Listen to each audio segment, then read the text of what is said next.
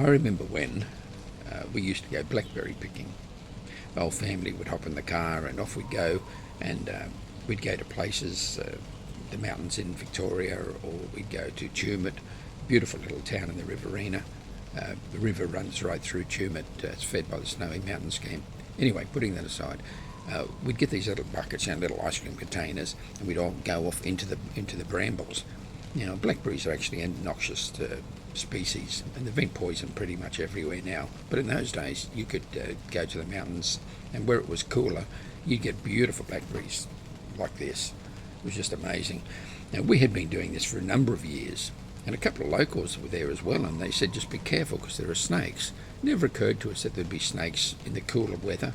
Never saw one. But the locals were pretty adamant about it.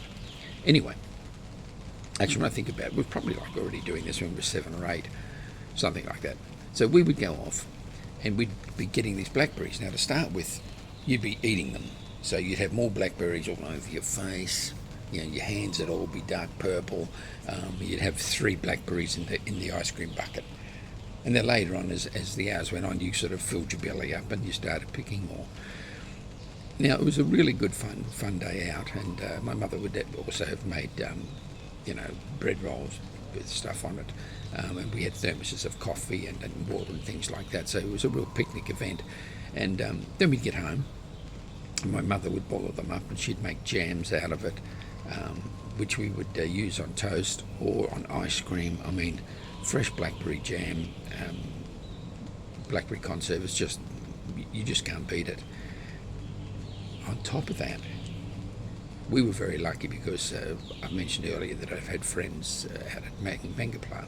So from the farm, from one of my friends, my mother would buy fresh cream, and I'll cover that in a later one. But this cream, I've never had cream like it in my life ever since. It just was the best.